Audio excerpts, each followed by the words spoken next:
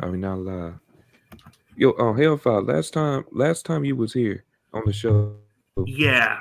you had Broad Sports on the right side right there. Wherever he's at, he got his camera off and muted. You had him going crazy with your list. You had. Yeah. Speaking of that list, one of the articles that I wrote was a take that I walked back in reference to my current list. What? Yes. Okay. Because I seen enough steps in the right direction to walk back that said take. I feel And Yes, buddy. that said take was the Lamar take that I had. Yeah, cause where you had him? I Wait, forgot. were you I the had- one Lamar like bottom 5 in the league? Yeah, I did. Oh no! What? I remember. What? That. I remember that. Okay, now God. now I don't even know what's worse. That or you saying that Peyton Manning is not top 5 all time. Both of In those all crazy. fairness, that also may end up changing once Brady retires, because once Brady retires, I can officially go reevaluate all the main guys that were in that era, and I can go through things I may have missed. You just gotta look at the talent level, man. Peyton How do you even consider putting Lamar bottom 5? You put him Yeah, next bottom to 5 Davis is crazy. Mills? Bottom Him 5 and was Davis crazy. Mills, Zach Wilson are in the same conversation. This man won unanimous MVP. He's one of 2 to ever freaking do it. What are you talking about? It was aided by. Aided? What? We've had broadcasters say, "Oh, it's because his arms are black," and then he goes out there in white sleeves and No. still puts the guy on the ground. How can you put this man bottom 5? Make it. Tell him. It was based off of regression that I seen in his footwork, mechanics, etc. After his unanimous MVP. It had nothing to do with the color of his skin. It had nothing to do with the arm talent that he clearly had. No. I'm not bringing this. I'm not making this a race thing. I'm just saying that we've heard these weird excuses to put him down. Yeah. Yet he proves them wrong every time. Now the injury history. If you want to say the injury history, I'll give you that. Right. The best of type of ability is availability. That's absolutely correct. Now the injury history may end up giving me a slight bit of pushback as to where I put him in the future. But I actually referenced this in my article. He will end up being closer to the top 15 range than he will ever be the bottom 5 again. Okay. Name me 15 guys that are ahead of Lamar Jackson right now. Ooh. I said closer to 15. I will give you where I feel like I could comfortably stop. Okay. I had Mahomes, Brady, Rodgers, Herbert, Burrow. So that's 6. That's one. And Lamar's right A there. healthy Russ, Obvious one. I would put him there. Did you say Russ? A healthy Russ, because knowing how he was the last year and a half, I can't put him there right now. There's Well, still- we can't base it off of what happened 2 years ago because Lamar Jackson was an MVP 2.5 years ago.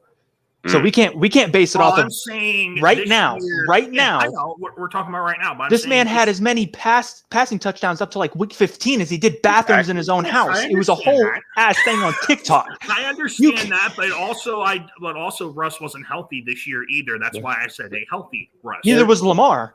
No. There's one obvious quarterback that he has not said yet. Bro, he hasn't continued, so Yeah, Lamar's clear. I top did 10. I did cut him off. So Yeah. continue your No, list. My you're bad. good. I'm gonna restart again. It was Mahomes, Brady, Rodgers, Allen, Burrow, Herbert. Good, Harrison. Just trying to make sure. Lamar's right there. You good? Like, there's he's right there. He's right there. He's right Clear there. top 10, clearly. Uh, Obvious. I'll take Hurts. Okay.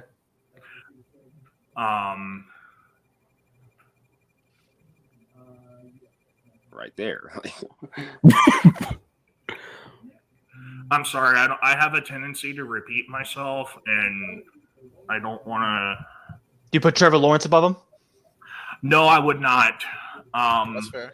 What about Geno Smith? That's also a no. Oh, okay. There should be some obvious no's like Dak. So I'm thinking Or Kyler. That one is also a no. Even though I've criticized, even though I have my criticisms for Lamar in the past, Kyler is more inconsistent. So then, who else is over Lamar then? Because So right it now gotta be you're like saying it got to no be to like Stafford. top 10 Stafford guys. got to be up there. Nah, Stafford's crazy. I mean, based off of right now, I had Kirk. No, that's crazy. That's crazy. That is crazy to say that. I am not taking Kirk over Lamar. I am not. See, this is why I wouldn't take Kirk over Lamar, right? Because we're gonna look. You look at his stats, and it was actually good. This man had 13 wins going into the playoffs, and was not the favorite in his own game at home. Most people had the Giants picked. That's why I think they should trade Kirk Cousins. Funny enough. So did I. Yeah, I did too. Funny enough. Well, I had the Vikings winning in the first round and then getting blown out in the second round, but they got No, they would have gotten you cannot trust him to be able to cook up Shout a out Jay, man. to be able to stop that. Like that was the main factor. You could, and I, as probably the biggest Kirk Cousins fan, Ben knows, could say this. There is only so much that Kirk Cousins can overcome from his defense selling him consistently. It was going to beat him at some point. It was going to. And that 4th down and 8 play call only aided that. Right. And when I think of Kirk Cousins, I go back to the games where we faced the Eagles and the Cowboys, where I saw Kirk shit the bed and couldn't get anything going offensively. I mean, when I think of Kirk, yes, I think of those, but I also think of 15-game winning drives since 2020, 2020 and 2021 being aided by 2 of the worst defenses situationally and statistically, and giving it the most points in the last 2 minutes of halves in games in league history. They were averaging over a touchdown allowed. And I'm thinking that they had 13 wins and a negative 3-point differential. That was after that. In the big time. I mean, 15 come from behind victories. 8 of those were this year. 1 playoff appearance and 0 wins. I mean, hey, you can come back. And the last thing I'll say in his defense, that interior of the offensive line stunk yesterday. All right, Brandon. Yeah. It was awful. Yeah. The interior of that offensive line was terrible. Dexter Lawrence. Yeah, it definitely was. He was just beating them off the step on nearly every pass play. One of the stupidest nicknames I've ever heard. Sexy Dexy. Yeah, I hate that nickname. I hate it so much. All right, y'all. Welcome to the ThrowDown Man, episode 53, man. I'm your host, Ben, Brandon from the Black Wave. You want to call me, man. Got some special guests here, man. Some of y'all might know, some might be here like almost every show, you know what I'm saying? Got my boy Roundup, got Broad Sports. How y'all doing today? Great. Good. Bring on the Giants. We got yes sir. We got on the left side, we got my boy Certified Chris in the building. Yeah, back to back per usual. Duck sucks. So yeah, that's all I got. What? You crazy. All right. Second time on, but on the first time football show, we got my boy Sports Talk. He was on the basketball show last week. How you been? I was hoping J Mike would be here because I was about to torch him this week, but because he wants to go out here and say that Travis Kelce sucks and the whole Pittsburgh Steelers organization is garbage. This guy J Mike really was out here saying some crazy shit. Yeah. Like and I warned him. I even on Brandon's post, I warned him, do not show up to this. Wild. Yeah. Trash the best tight end. I'm about to say, isn't that consensus? I don't think there's any tight end better than Kelce. Like that Kittle debate is far from over, especially with Kittle's injury history. Yeah, I definitely agree with you. Like the only thing that I've heard of mentioning Kittle is, Kittle's the better blocker. He's the more complete tight end, but you can only use that as a crutch for so long when the best ability he's not on the field. Especially when Travis Kelce was second in the league in receiving in 2021. Ari Hoffman tight ends. Yeah. Not even just first among tight ends. He was second receiving. Yeah, he was second amongst the entire league. I mean, he torched tight ends overall by at least a few hundred yards last year. Yeah. Yeah.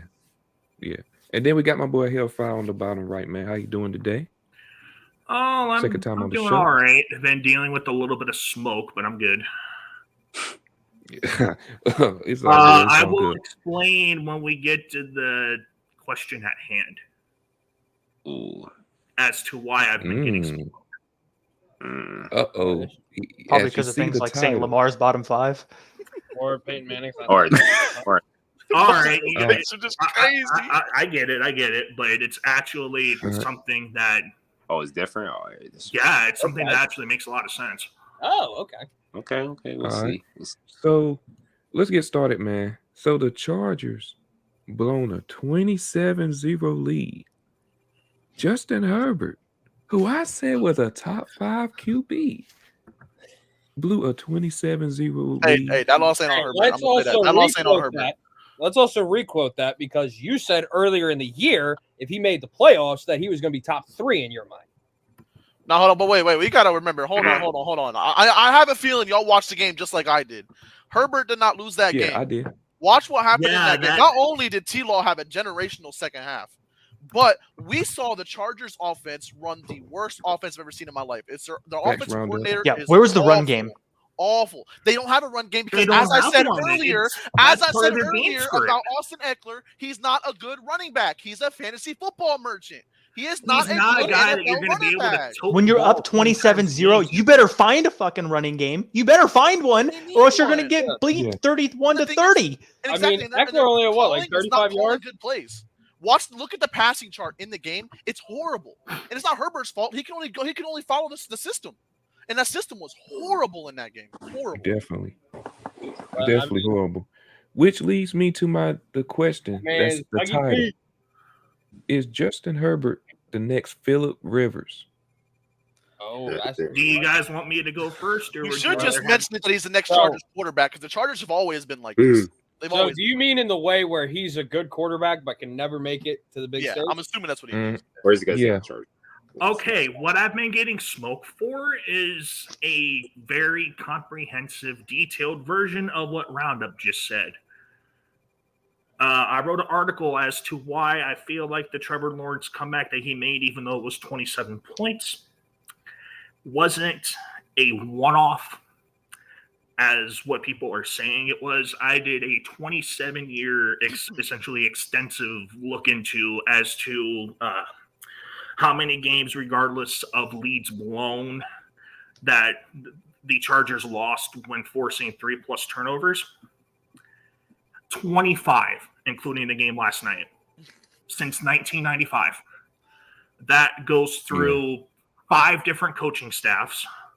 That goes through, I want to say, at least 7 different quarterbacks. And by all means, the total should have been over 30 when looking into it, because I even mentioned the games that they won. They had a good handful of close calls in games that they should have lost.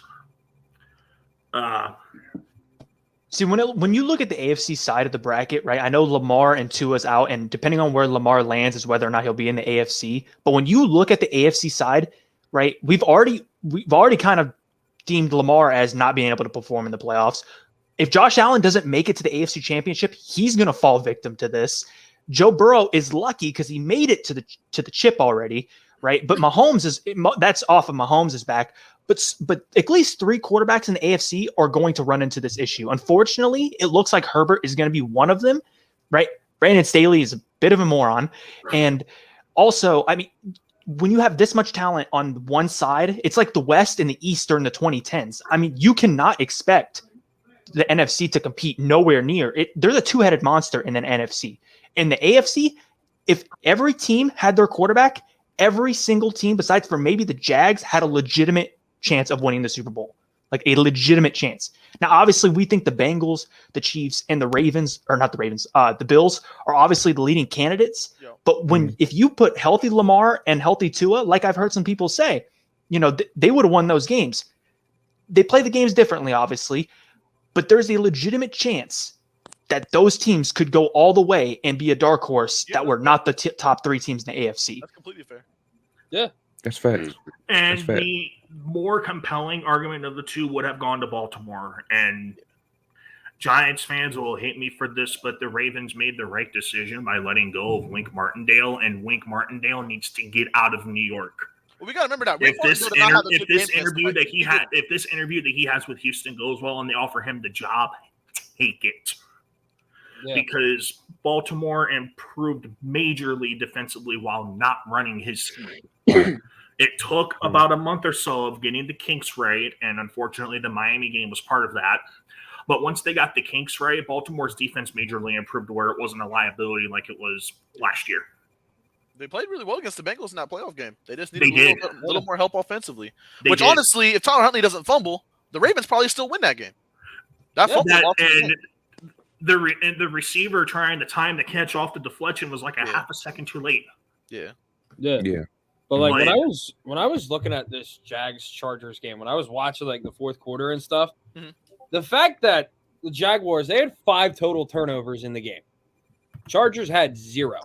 Yeah. Like, watching that second half, especially in the fourth quarter, where it's like Chargers kept driving. Jags could not stop them for shit on third down. And they just couldn't score. They couldn't do anything. I mean, the kicker just shanked one. But also, how fucking stupid do you have to be to stack the box on a 4th and 1 and not have outside guys to contain? So a simple 1-yard QB sneak turns into a 25-yard sweep.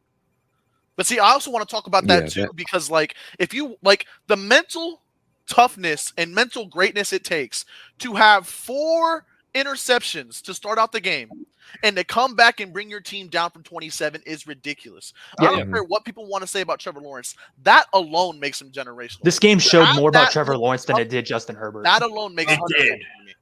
It did, but this game also really showed that curse isn't gone. The Chargers just always relocated, and that curse just stayed right with them. Yeah, but Chris. Chris, what you got to say about the game? I mean, I was at work, so I couldn't watch the game. But wait, Brandon, I got a question. Where did Justin Herbert go to school again? Oh, that makes sense. Yeah, T-Law. Wow. What you mean? Damn. Guy has a 30-year-old quarterback and decides that his franchise is the best ever. Oh my god. But anyways, stop playing my boy. I'm just messing with you. Oh no, I know you will. I know.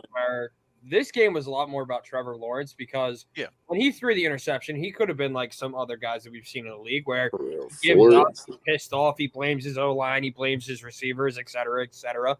But no, he's like, okay, whatever. I agree with that. I'm not going to hate on these other quarterbacks in the league, but I honestly think the only other quarterback that has the mental toughness to do what he did in that game is Patrick Mahomes. And maybe Joe Burrow. I think we did it against Houston. We just haven't seen 3 years ago. Yeah, when it was they're the only quarterbacks in the league I could see with the they were down to do that after throwing 4 picks, and I think that's crazy. Yeah, crazy. Definitely. All right, man. So let's go to the next game. The Bills beat the Dolphins 34-31. I don't know how this game was close. Josh Allen really tried to sell that game. But I just want to hear what y'all They blew a about 17-point lead, but people that say that since the Bills won the game, that lead wasn't blown, what logic is that? The lead was blown regardless. Exactly. They blew a 17-point lead. The fact that there were 3 straight games where teams – so there was a stretch from Saturday night to the first 2 games of the Sunday triple-header where 3 teams blew double-digit leads, and 2 of them were 3+ scores. You can't make this shit up. Definitely can't. No, but that was the other thing I got smoked for, because apparently since the Bills won, they didn't blow a 17-point lead. Skylar Thompson actually looked really nice in that game too, but his receivers kept selling him. Tyreek Hill had some drop. Jalen Waddle had some drop. Mike Gesicki didn't even try to catch that seam pass that was right in his hands. It was wild. Yeah, Jalen Waddle. Jalen Waddle really he drops a lot. He dropped a lot of balls. He dropped a lot of. That's why T. Higgins better in my opinion. Dude, Jalen Waddle? Yeah, I think T. Higgins is better than Jalen Waddle. I'd take that. I'd accept that. I don't hate it.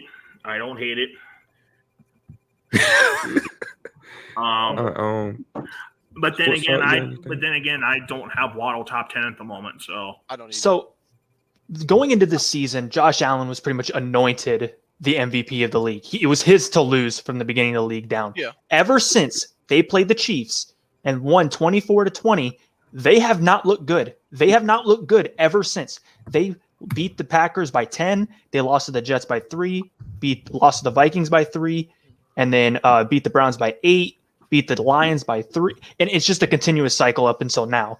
They have not looked good. They have not been able to put the nail in the coffin all year. And when you go against a guy like Joe Burrow next week, who is probably the second most dangerous guy behind Mahomes right now in the 2-minute drill, we can obviously put Tom Brady in there, right? I would not want to bet my money against Tom Brady in the 2-minute drill still to this day. But you cannot leave the last drive of the game in the hands of Joe Burrow. And it looks like the Bills are going to have that come down to that again and probably maybe even go into overtime. But if they rely on their defense ending this game against the Bengals, they're going to lose. I will give Josh Allen a benefit of the doubt in the sense, like, we know he's been playing with that elbow injury, which is, if I'm not mistaken, similar to the one that sat Matthew Stafford pretty much all season. It's a similar injury to that. Mm-hmm. But I mean, like, still, if you're going to play through the injury, you got to play better. Yeah. Got to play better. For real. Definitely. Chris? Yeah. Was at work too, bro. I didn't watch the game, but yeah. Skylar Thompson? Thomas? Yeah. Skylar Thompson from K-State. But third string quarterback, man, close. Impressive by the Dolphins, but yeah.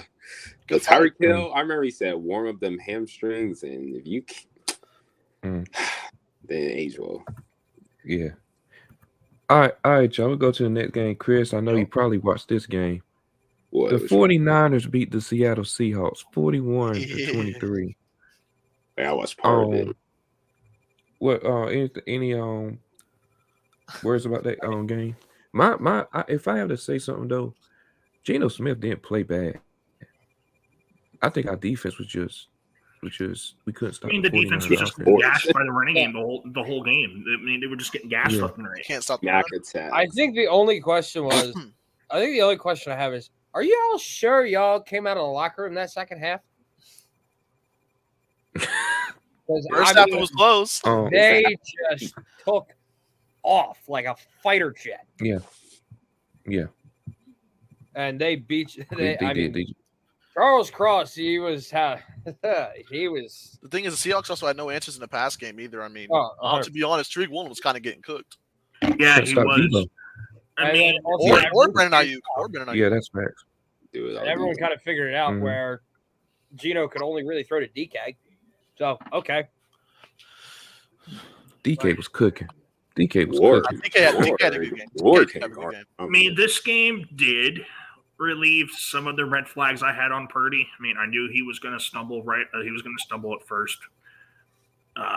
But I'm still not 100% sold on the Niners making the Super Bowl just because of inexperience, but we will see how that goes down the road. The thing with Purdy is, like, I know statistically, if you look at his just stats, like, you didn't watch the game, you just look at his stats, obviously it looked like he had a really good game, but, like, when you watched him play that game, most of his throws were wide open throws, and he also still made a lot of bad throws. If you watch that game, he still made a lot of bad. Like, he didn't look good. He just looked average, which is a guy that the Niners need. They just need an average quarterback to not throw interceptions and just keep the drives moving, because the rest of the team is going to carry them on his back.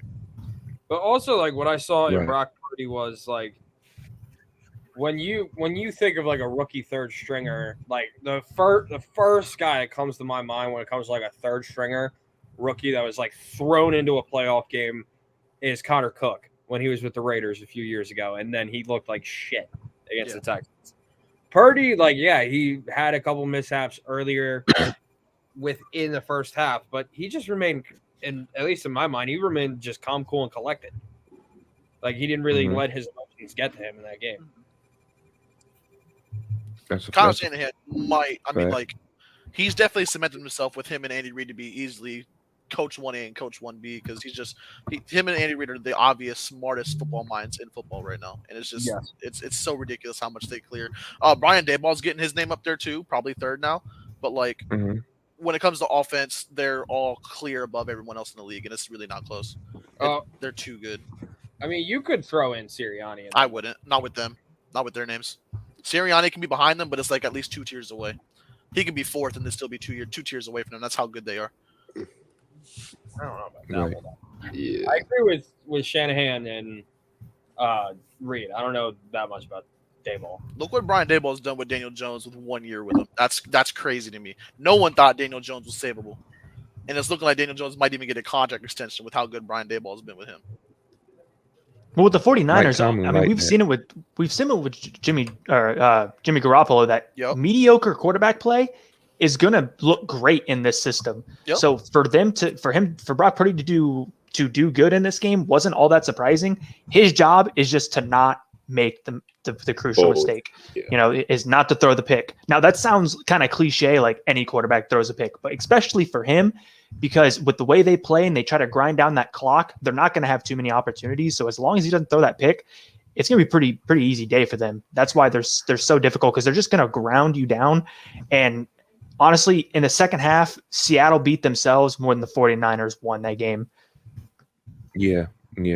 That's facts. That's facts. All right, let's go to the next game, man. The Giants beat the Vikings 31-24. Daniel Jones shocked me. He balled out. Best game of his career. I mean, I was expecting that, honestly, considering how bad that defense was. Oh, that's fair. Defense is awful. Yeah. Predictable, too. I mean, I feel like every time we ran a very play out there, Donatell has always been predictable. Yeah. A horrible hire. I hated that hire. But also, I hope he gets let go.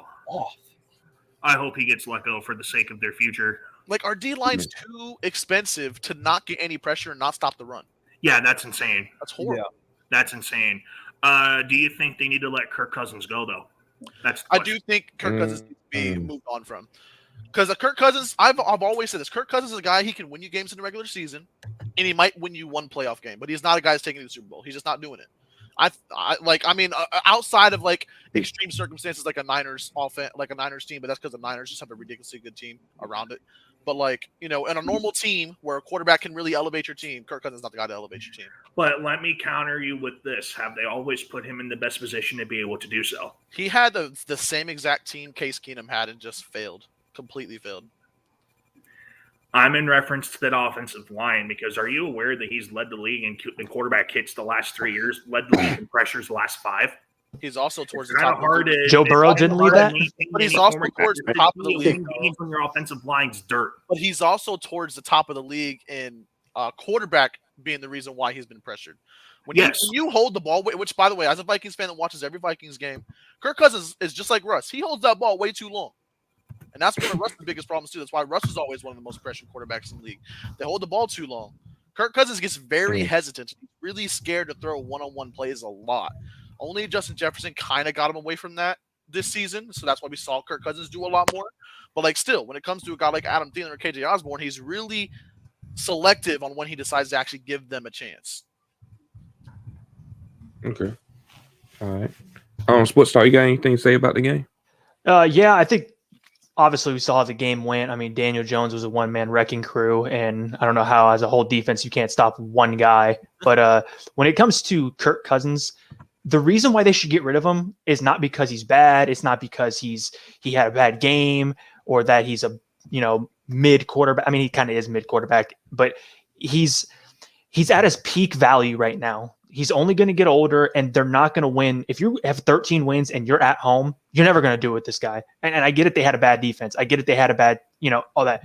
Mahomes made it to the Super Bowl, right? There are just a select group of guys, maybe 3 to 5 guys that are going to win you a chip, that are legitimately, unless the team is so amazing like the Niners, that is going to actually win you a chip. And Kirk Cousins is not that guy. They need to get aggressive. They need to trade Harrison Smith, Thielen, Kirk Cousins, package that possibly and go get a high round pick either this year or next year and try to go get one of these quarterbacks or trade for somebody else. But I don't know who they would go and get. I don't think they'd get a guy like Lamar. But when you look at Kirk Cousins, there's 2 other names. When I think Kirk Cousins, I can think 2 other guys that are practically the exact same person. That's Dak Prescott and Derek Carr, right? They're going to have very similar. Yeah. They're going to have good numbers, but in the playoffs, you're going to pick against them every time. And for good reason. That's why a lot of people are picking against Dak when the Bucs have nothing.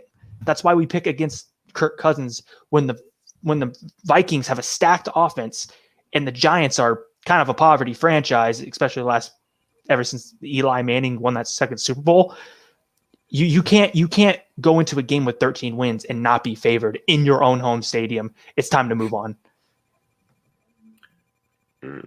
Oh yeah. I'd argue that it's not 100% time for that, but then again, this is me knowing what he's been dealt with.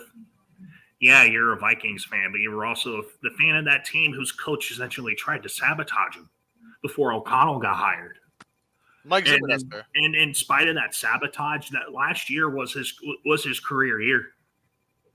Like, if it weren't for that, he probably wouldn't have built a team this year. And that's why I said get rid of him now, because he's at his peak value. Not because he's bad, not because he's below average. It's because he's at his peak value. And you've got to get the most out of it. If you want a franchise to continue on rolling for years and years and years, what's his name? Bill Walsh showed this perfectly with Joe Montana. You have to know when to move on. And if they don't move on now, they're going to regret it, because the Lions are coming. The Packers could reload really fast. And the Bears, I mean, I don't know if Justin Fields is that guy. We got to see if he gets some weapons. But I think the Bears are a better bottom tier of their division than like the Texans. Yeah. Yeah, facts. The last game we're gonna talk about is, before we get to the predictions, we got the Ravens losing to the Bengals 24-17, and the Ravens really had that game. With I think it was the sneak. If I want to, it was like I think Huntley was trying to sneak, and the guy ran for like 98 yards. Let me say that. Like, I'm gonna go over because this is gonna be short. Eli Apple is so bad, bro. Like, oh my gosh, this man talks so much every single year, bro. Just to get burnt and dusted. Oh my, like I can do that. Marcus Robinson break him easily, bro.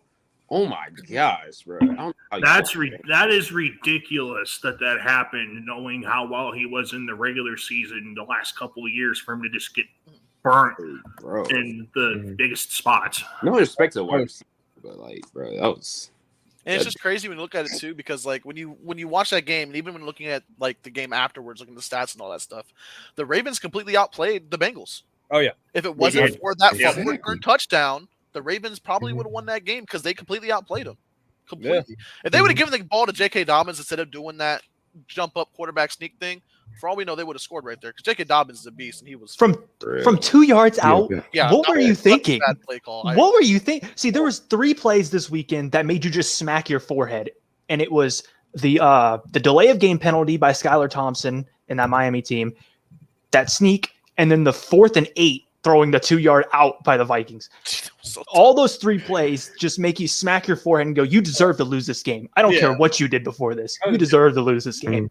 I was also laughing when Huntley was like, across the plane. When you look, he's like not even close. Yeah, he wasn't even close. But like, that was just a bad play call. I mean, J.K. Dobbins only getting 13 carries in that game is atrocious to me. Atrocious. Yeah. He's like, I'm not getting it, but I'm going to get it. Logan Wilson's like, nah, get that shit out of here, bro. Yeah. It just fell into Sam Hubbard's hands too. That was crazy. Yeah. For real. Yeah. Mark Andrews is moving though. Mark Andrews is flying down that field. By the way, that was a block in the back. That should have been a block in the back. Yeah. Oh, for sure. And it's funny because every time you see someone do a block in the back, you know they did it, because they'll do it and then they'll. Yeah. I didn't do it. I didn't do it. Yeah, you fucking did it. Why'd they not call it? You're admitting it. I mean, the rest were. When they called that penalty saying he ran into the kicker, but he blocked the ball. You can't get a running into the kicker when they block the ball. So I don't understand how that was still a penalty either. I don't know. Refs were being a little weird in that. Refs were not just atrocious. Yeah, definitely. Every game. Like, a prime example of a very bad missed call in this playoffs has to be right before the touchdown of Christian Kirk, like that blatantly missed PI on Evan Ingram. That was incredibly bad. That was, because he literally was just dragging on him. The announcer was pulling it up. Also, like, one of Asante Samuel's interceptions. The Chargers are getting away with everything in that game. They really were. 100%. All their corners were acting like Sauce Gardner out there the way they were holding on to the receivers. Like, the second interception of the game, it was Asante Samuel's first. He literally pushed Zay Jones like 2 yards that direction and just sat there and was like, I'll take that. Thank you, good sir. Yeah. Now I'm off. See, but I'm glad that the refs didn't. I know they missed some calls. Refs are going to miss calls. Some of them look obvious. We know that people can get in their way, get in their field of view. With how many there are, they really shouldn't be missing as many as they do sometimes. But I don't feel like any games were dictated by the refs. Like where it was like the only reason this team lost was because of this call kind of thing. Even though I have seen people talk about that, like false start with the Jags when they scored their last touchdown. When you think about it, I mean, if you want to think about it from like a fan's view, that's a makeup call. If you watch the Vikings and Giants game, they were missing holding on both teams the whole game. On both teams, they were grabbing onto the other team's D lines. It was crazy. Yep. See, but one thing that they teach you, especially when you're becoming a ref or an umpire, the one thing they teach you is if you're going to be bad or you're going to be good, because when you're having a good or bad game. Yeah. Stay consistent. Stay consistently bad or stay consistently good. If your strike zone is wide, keep it wide. Don't change it throughout the game. That makes you look like an idiot, and you probably won't get rehired. I know I've dealt with it. But when it comes to these refs, at least like we're saying, there was bad calls, but we can point at both sides of the ball and say that there was questionable calls, but it wasn't favoring one team substantially. We're not going on the internet today and looking at all these memes of like refs versus Bengals or something like that. Mm-hmm. Yeah. Mm-hmm. We hooping ass logic. The only game I think was like close to be able to be like, maybe the refs had a little bit of deal in it was the Ravens Bengals. That's the only one. That's the only one I think was close. I think there was a little single-sided call in there. The rest of them, though, the reffing I thought was just all bad. Like in the Chargers Jags game, I thought it was just bad. Period. I didn't think it was just like benefiting the Chargers. But like I said, if it's bad on both sides, that's really good. Yeah. Right? Because if you're letting both teams get away with it, that's good. Because yes, we consider it bad. As long as you don't just change it on the last drive of the game. That's what annoys me, is if you're going to let them hand fight the entire game, this isn't considering like the Rams versus the Saints when that guy tackled him on the last play. That is dictating a game if you're a ref. But if you are letting them hand fight all game, grab onto each other, letting offensive linemen hold, don't change your mind on the last drive of the game and become an internet sensation for being a dumbass. Although that Dexter Lawrence roughing the passer call had to be that one was of bad. That was bad. Calls I have ever seen. That was bad. Yeah, that's the one call that I would have pointed to. That's what. Like if the Vikings would have came back and won that game, that could be a call you could point to, be like, damn, the refs really changed that game. I will give you that one. Yeah, that was bad. Because also, like, he's in a spin cycle already. Dexter Lawrence is literally spinning it around and is ready to take his ass to the ground. Oh, because he threw the football away. That's why it's roughing the passer. That's so dumb. Bro, he was hitting him before he even threw it. And I think if you're the NFL, quarterbacks get headhunted and no one calls roughing the passer. If you're the NFL, NBA, what I think you should do is raise these guys' salaries, like maybe even like $100,000 a year, and fine them for calls like this. They need to be full-time refs. Yes, part-timer. They need to be full-time refs. Those replacement refs like a decade ago when the refs went on strike. I'm about to say, we saw how bad replacement refs were. Like, obviously, we have better than that. But they could be even better if we were just made them full-time refs. And like, I like the thing they've done this year. We saw it happen a lot in these games.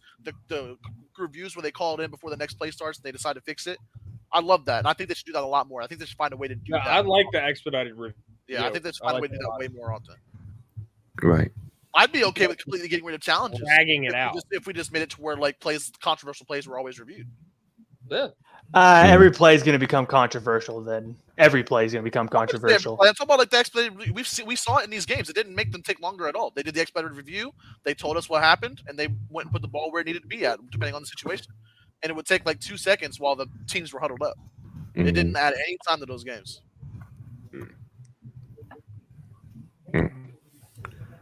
All right, y'all. So I want to go back to the Vikings game for a minute. TJ Hawkinson went off. I haven't really said that, but TJ Hawkinson went off.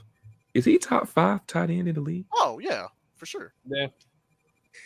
Yeah. So he's over Kyle Pitts. Yeah, I knew you were gonna say that. Yes, 100%. Kyle Pitts. I told you he has to be over. He has Mario as a quarterback. He has to be over Kyle Pitts only because Kyle Pitts doesn't have the production yet. But to be fair, he also had Marcus Mariota at quarterback. No one was getting production with that man. I know, buddy. That's true. That's true. So yeah, for this season, that's true. But personally, I don't know how Broad would feel about it. I think TJ Hawkins is better than Dallas Goedert. I mean, it's close between the two of them. I do think it's close. Say Hawkinson or Goddard. I'm not. I agree. The bees, yes. I do have. Whoa, this is wild. No, that's crazy. That's crazy. That's crazy. That's crazy, Reaper. That's crazy. No, Freiermuth is not better. Like, I'm a Penn State fan. I love Freiermuth. He's a former Nittany Lion, but he is not better than Kyle Pitts. He's not better than Dallas Goedert. He's not better than TJ Hawkinson. Let's put an end to that. Yeah. All right, y'all. It's prediction time. So tonight we got the Cowboys versus the Buccaneers. Who y'all got winning? In the chat, y'all let me know down below in the comments. Who y'all got? Hate the Bucs. I've got the Bucs. I can't trust playoff, as I like to call it, the playoff game from hell.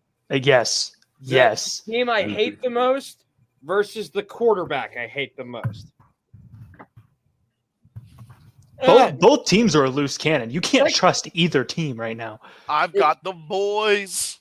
It sickens me boys. to say this. Cowboys. Like, it makes me sick in my soul to say this, but I'm taking Tom Brady. What? Why do you guys hate Tom Brady so much? Super Bowl 39, that's why. Okay, but then you got your revenge with Nick Foles. I've never liked Tom Brady. Ever. See, I love Tom Brady. I was also a Peyton Manning kid, so I'm biased. See, I love Peyton Manning too. I just think Peyton Manning's number 2 because he got Tom Brady 1. You feel me? Come on, Brady. I just love greatness. Okay, I love greatness. Definitely. Next game. Whatever. Saturday game. We got the Jaguars versus the Chiefs. Oh, I swear, if one person goes Jags here, I'm doing it. I'm going Jaguars. Ew. The Jaguars are going to win. I'm telling you right now. No, absolutely not. You think they're going to walk up into our house and you think they're going to beat it? No. Trevor Lawrence is sending Patrick Mahomes home for the first time in his career. Patrick Mahomes, the prince that was promised is getting packed up and going home back to Duval, about 45 minutes from where I'm sitting. Nah, he ain't not coming into Arrowhead. And no. That is the best atmosphere in the NFL, right up there with the Seahawks. Arrowhead has rattled the GOAT several times. There's no way it's not going to end up being able to rattle your quote unquote generational talent. I mean, for me, honestly, I don't give a shit because Dougie P and Big Red against each other, 2 former Eagles coaches. I don't give a fuck. Bro, come to the dark side with me. I'm gonna go with I don't give a shit because no matter what, a former Eagles coach is gonna be in the AFC chip. But I'm gonna go with Big Red. Yo, round up. I'm clipping this tomorrow, bro. I'm clipping this jump tomorrow. Clip it. Go to the dark side. What Chris, besides for just wanting to go against the grain, what makes you pick the Jags? Honestly, He's been high on the Jags all year. I was like the only person on sports TikTok that they were making the playoffs. So like I gotta stick with it. I gotta keep riding them. Okay. All right. I forgot you were Chiefs fan sports talk. I forgot. Hellfire, who you got? I've got the Chiefs as well. I don't think this game's going to be pretty. Yeah, the Florida boys are going to be in that cold weather. So I mean, that's true. Can y'all imagine though if Trevor Lawrence go to Kansas City and beat the Kansas City Chiefs? Oh my God! I warn you. I just gotta say, if that happens, I'm gonna break both my hands because it's not gonna be pretty. Because I'm gonna destroy everything. If that happens, it still doesn't change my assessment of what I had Lawrence. I mean, we've seen crazy shit like that happen before. I mean, who the fuck? Honestly, who the fuck thought in 2017 that Blake Bortles was gonna pull up into Pittsburgh and upset the Steelers? That's fair. He went up played Tom Brady, and he should have won that game. That game was questionable as hell. That game. If Lewis was not down, that would have been a Miles Jack scoop and score. Yeah. Yeah, definitely. Oh, and by the way, I got the Bucs. Next game. Yeah. Oh, you got Bucs. Oh, my fault. Full sports talk. I thought you said it earlier. Next game we got the Giants versus the Eagles Saturday night, 8:15. I do have Philly. In the words of Philly has the Brandon scheme to be able to take advantage of what the Giants were doing against Minnesota defensively because they have the ability to play 5 down linemen. They have the ability to rotate 6-7 deep within their front 7. Yep. But piece of advice to the Giants: whenever you see Jordan Davis on the field, don't run the ball. Yes, sir. You already know Jordan Davis. That was the actual MVP of the Eagles. Don't forget Tom Brady. Hurts, no offense. It's not because Hurts missed games, but it's because without Jordan Davis, the Eagles were averaging over 70-plus yards per game given up between the tackles while he was out. They had to go sign 2 old guys just because of how much rushing yards they were allowing without Jordan Davis. Yeah, and even with those 2 older guys, that still happened. Well, it wasn't as bad, but it was still bad. 4 yards more per carry between the tackles without Jordan Davis because teams weren't getting 3 per carry between the tackles when he was healthy. The only problem with Jordan Davis is he's basically a liability in pass rush. That's the only problem with Jordan Davis. Yeah, I would only have him for rushing downs. He should never be in a 3rd down unless it's short. Yeah, that's what I meant. UGA. No, and that's where if I were the Giants, I would attempt to use the passing game in the perimeter, the screen game, or being able to exploit whatever holes they could do what they did against the Vikings coverage to be able to get them in those 3rd down situations to where they can take Jordan Davis out of the game, so the way they can use the running game, whether it be the read option or safety. Davis is fast. Y'all didn't see him in college. I do still have the Eagles though. I got the Eagles. I still have them too, but it's not going to be a blowout. I got Eagles too. Like I said, in a perfect world, the Giants would actually do the polar opposite because of Jordan Davis' impact. Yeah. Well, in the words of my guy Brandon Graham, because he said this back in MetLife Stadium in December, we about to beat that ass. Well, just 2 weeks ago, we saw the 2nd string Giants only lose by 6. Now, I get Hurts' shoulder, but did you see the change in effort from the first half to the second half? Yeah. They did not give a shit in the second half. No, they didn't care. They were already up 22-3 at that point. They're like, fuck it, who cares? To me, that's a stupid narrative, but that's just me. Chris, who you going, man? Sure, what teams again? Sure, office game. It was Giants and Eagles. Oh, Eagles. Close game. Okay. Rivalry game, but yeah, Eagles will pull out. Yeah, I think so too. Game-winning field goal, 55 yards. Whatever your kicker's name. No matter what round the Giants make it to, I will always pick against them. I will never bet my money on the poverty Giants. Never. I will never do it. That's fair. Now, if my prediction for the game tonight holds true and Tampa Bay faces San Fran, I think that's where San Fran trips up. I think that's where they trip up. Yeah, they blew out Tampa Bay last time around. But it's hard to beat the same team twice, even more so 3 times, and that's the logic I'm kind of going off with that. The advantage the Niners will have is that they'll be at home, and we're getting the same Tampa Bay offense week in and week out. Running game's terrible when they do want to use it, and they neglect it because of it. I got the Niners regardless of who they're playing. Yeah. Man, if it ain't Tampa, I'm taking San Fran because, again, I don't trust Dallas. Nick Bosa is going to be giving Tom Brady a lot of hugs if they go against each other, let me tell you. I mean, of course.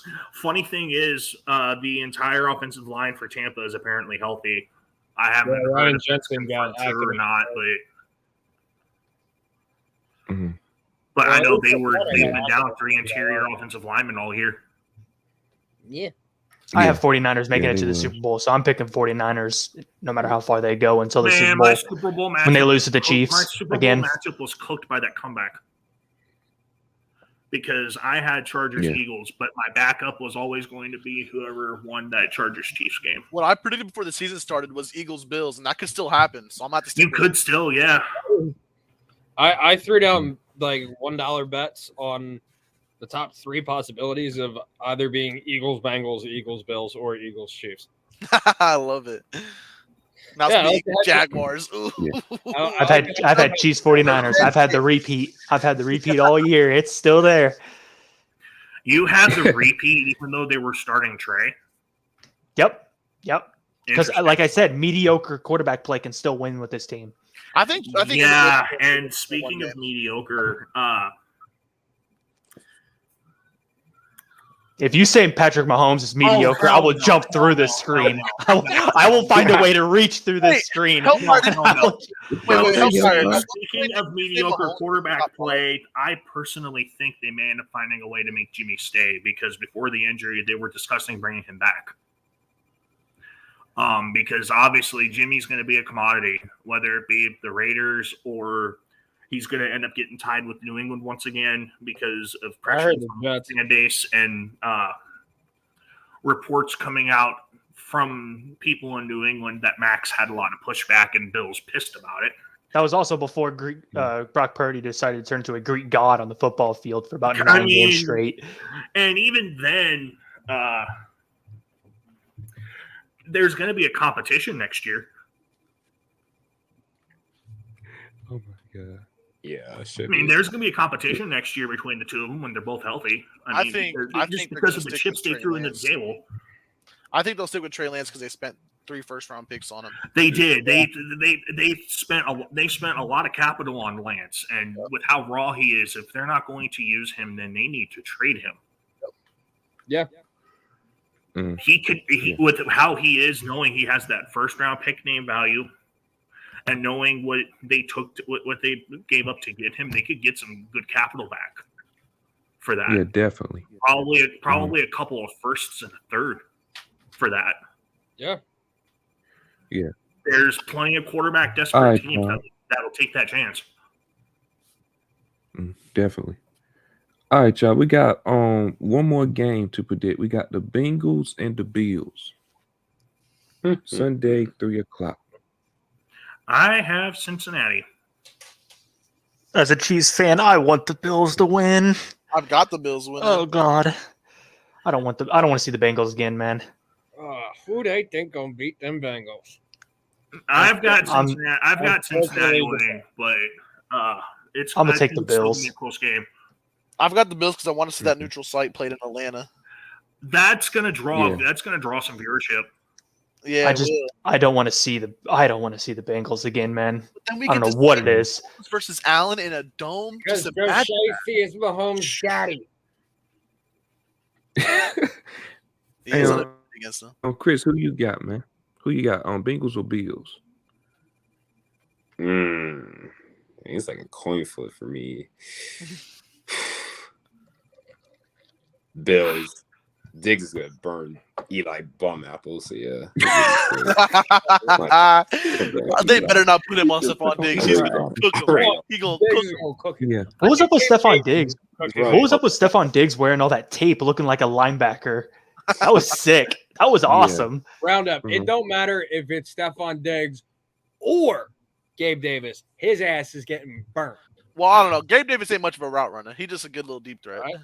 But he only averages like 30 yards a catch. Yeah, for real. Gabe Davis, he just say, he's just down there. All right, y'all. Before we go, yo, Hellfire, I got ask you something because remember we was in the Discord, right? You said something about CMC. I heard it a little bit. Yes. I think it was you and G. Coming into the year, I did not have CMC top 10. Oh, I mean, that's not. I mean, I guess that's not right. Because of pre-existing injuries, right? Yeah, injury history, and I wanted to see a full healthy season from CMC. So now, where'd you have Saquon? Where did you have Saquon? Okay. Right. I also did not have Saquon top 10 coming into the year. So he was consistent with it. He was consistent. I give it to him. Okay. But if I were to rank guys right now, Saquon is showing me why he was top 2 before he was hurt. Fair. I agree. I think he's top 2 as well.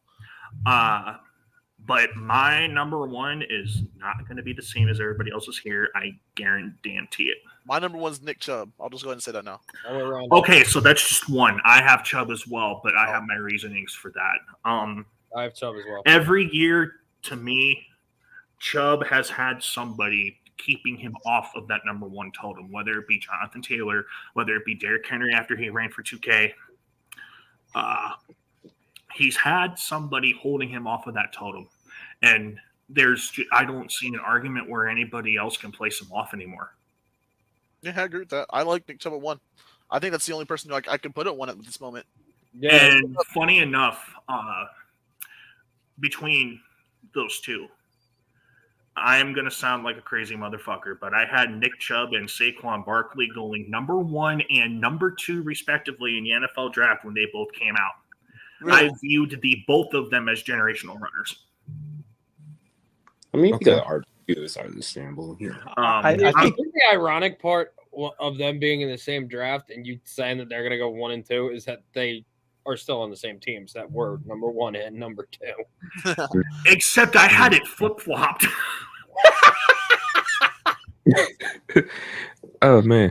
I had it flip-flopped, bro. I think it's still. I know this is going to be unpopular because, like people have said, I think Roundup said it earlier. You know, people sometimes go against greatness. Mm-hmm. I think Derrick Henry is still that guy. I think he's still number 1. One. Look at how loaded the box is. I mean, think about it. He has Jada Smith in the backfield throwing for him, so he has absolutely nothing. There's no wide receivers, so he's going against a stacked box with 8 or 9 guys. And he's still averaging 4.5 yards a carry. He still had 1,500 yards rushing this season. I think, honestly, or that's total. That might be total yards. But I think with how much he does, it's almost like Curry in basketball, where I get it. Henry's not good in the receiving game like Barkley is. But with Curry, Henry's not. But Henry showed that he's able to do so. The amount of gravity that he has on the field. That load. Not many running backs, you can say, win you entire games. I've watched him take over entire halves by himself. Still this year. So I'm going to take him because he's had to carry that load, and I get they had that horrible downfall this year for the Titans, but he was the only thing keeping them even relevant in those games. And they couldn't even keep him from declining, just as a baseline. And I hope with this new GM, yes. Tennessee is having to look for a new GM. Yeah. And another member of their front office is actually gone. Arizona took, I think it was one of their assistant sports player personnel or something like that and hired him as their GM. Well, listen, I got to go. Mm-hmm. So I don't have Derrick Henry at 1. About to end it. Well, I believe in that curse of 370. Yeah. Yeah, man. And all right, y'all. That includes the all right. That includes the end of the show, man. You'll round up any last words before we head out. The Jaguars are going to beat the Chiefs, and Josh Jacobs is the top 5 running back in the NFL. Ooh. Okay. That's one I can easily say I don't hate debating. Others might, but I don't. For me, people in the comment section, I have a Substack, Hellfire Sports Discussions. You can subscribe to it. I will periodically put content on there whenever I can via articles. There may be times I won't be around it. There may be times I'm around it more, but I actually just recently started it this year. It was a suggestion from a buddy of mine that I do this. And I'm going to take as much time as I can to be able to do it. It's free subscriptions for now. I don't have it on a paywall because I feel like I've got to generate the reach before I do that. But thanks for having me on. For sure. Certified.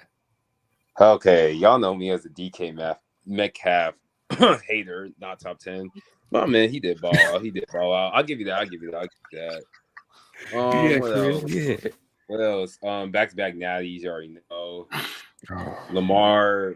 I'm gonna say this. We didn't talk about this. I would not be surprised if Falcons pulled a trigger on Lamar Jackson.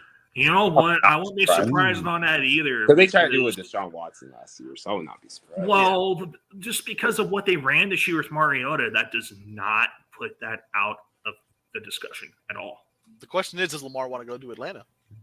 I don't think he does. That's a really good question. They got rid of Calvin Ridley. They have no number one receiver, really. I mean, you can consider what's his name, Drake London, but he's not certified. Pitts. They need to just convert Pitts to wide receiver and get it done with. Mm-hmm. I mean, he does. Oh no! Last year he led the entire league in yards per route run on the outside. Stick him there. I believe it. That man is a wide receiver in a tight end's body. For real. 6'6" for you. Sports talk. Appreciate you having me back. Football is definitely my better sport. I wish J Mike was here. I would have flamed him the whole entire time. It would have been nonstop. We got to set that up next week, man, for the football. Oh, it's game over. We got to it's game over. Man. Oh, geez. Especially if Kelsey goes off on this weekend, that's really going to end up putting the fuel to that fire. I don't even need that one. But no, it's crazy because I know I'm the smallest creator on here, and I mean I've been watching guys like Roundup for like a year and a half on TikTok, so it's cool to be able to talk to you guys. But other than that, I mean, this is some of my favorite stuff that I ever get to do. I mean, I'm in the service, so my work hours are kind of crazy, so I try my best to be on here. But other than that, I mean, I'm trying to make it. I'm only around like 2K followers. I just try to do lives. I try to have fun with it. I try to get in connection with guys like Brandon so I can just have more fun with this. Because I mean, after I get out, I do want to make this a career, but it's kind of difficult in this profession to get any ground going. Yeah, definitely. When your schedule's that crammed, it's really difficult. The older my daughter gets, the easier it'll be for me to be able to put more time into what I've done too. So, yeah. I eat want to know what's your at, man. What's your ad for TikTok? What's your ad? Sports Talk Debate. So it's just literally what this is. It's just Sports Talk Debate. I go live pretty much every night. I try to be very personable with everybody in the chat, and if anybody ever wants to request, I'll usually let them on, as long as they're not like coming in and spraying like crazy shit all over the live. But yeah, I mean, I'm trying. It's tough. I have a video that just went for like 350,000 views, and I got like 100 followers on it. So I was like, the math don't add up in my head, but I'm fucking trying. Yeah, that's a W, man. I gotta say something to you on Sports Talk after I get off here. But yeah, man, that includes the end of the show. Hopefully everybody loves the show. Tomorrow will be the basketball podcast. And yeah, till next time. Invite me there, bro. I know you're ducking, bro. The Trey over jaw, bro. Stop playing. Trey over jaw, bro. What you mean? Bro, Trey over jaw. John Morant's better than Trey Young. What the NBA's debate? All right, Chris. We got y'all. Peace out, y'all. Peace out.